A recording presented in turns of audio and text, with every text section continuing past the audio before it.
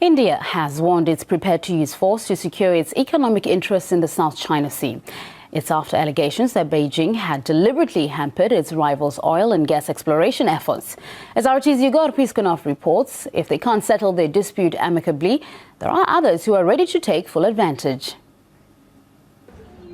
As China and India rise economically, their military muscles are growing as well. Both need energy to keep that kind of growth going, and that may be putting the two Asian giants on a collision course. Because of domestic nationalism, the Indian government cannot afford to be seen to be weak in dealing with China. Obviously, a higher profile will make the government popular.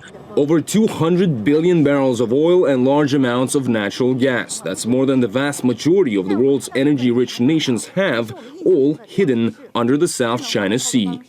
China claims most of the territory for itself, but India has also managed to get access by buying a stake in a Vietnamese gas field.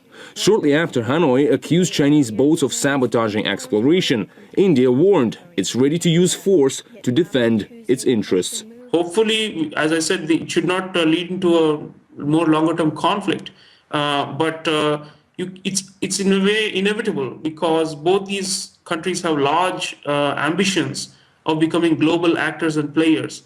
Both China and India have been pumping billions of US dollars into their armies and navies, holding drills on a regular basis.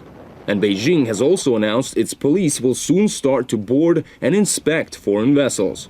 Truly, the vast oil reserves in the South China Sea are just too big of a catch for neither China or India to pass up. But is it really worth a conflict between the two economic powerhouses, since it may be a game that neither can win?